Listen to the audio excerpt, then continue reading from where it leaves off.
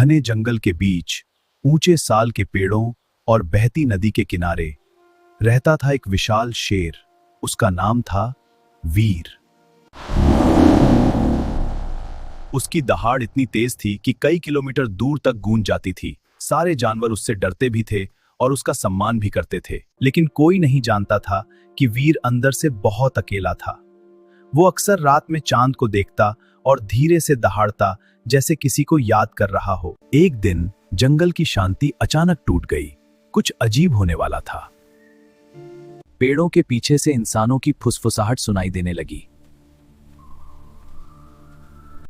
और फिर मशीनों की गड़गड़ाहट ने जंगल की आत्मा को हिला दिया। बंदूक की चमकती नाल मौत की आहट दे रही थी। अब शिकारी जंगल के अंदर तक पहुंच चुके थे। छोटे जानवर डर से कांपते हुए झाड़ियों में छिप गए। हिरणों की आंखों में साफ डर दिखाई दे रहा था। बंदर जान बचाने के लिए ऊंचे पेड़ों पर चढ़ गए,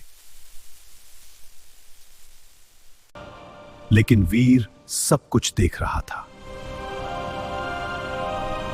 उसे पता था, अगर आज वो पीछे हट गया तो ये जंगल हमेशा के लिए खत्म हो जाएगा। रात गहरी हो चुकी थी।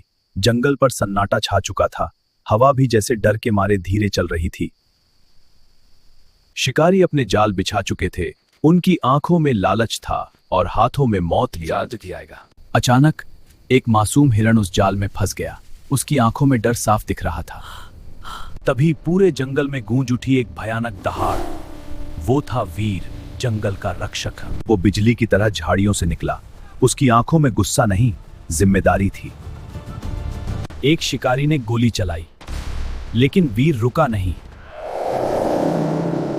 उसने हिरण को आजाद कर दिया और शिकारियों को जंगल से भगा दिया।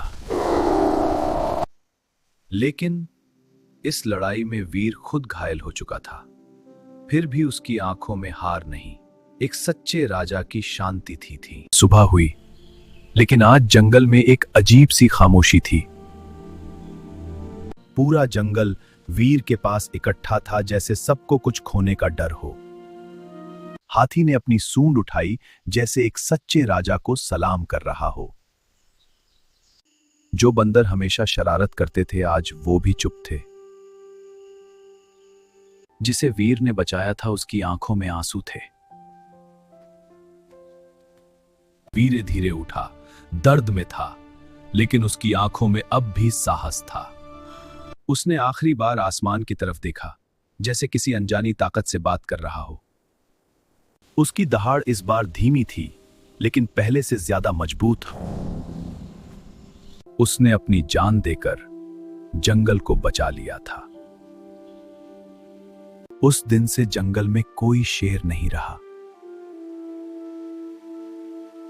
लेकिन हर पेड़, हर नदी, हर हवा का झोंका। असली राजा वो नहीं जो डर से राज करे, बल्कि वो है जो अपने लोगों के लिए जान दे दे। अगर आपको ये कहानी पसंद आई तो लाइक और सब्सक्राइब जरूर करें और कमेंट में लिखें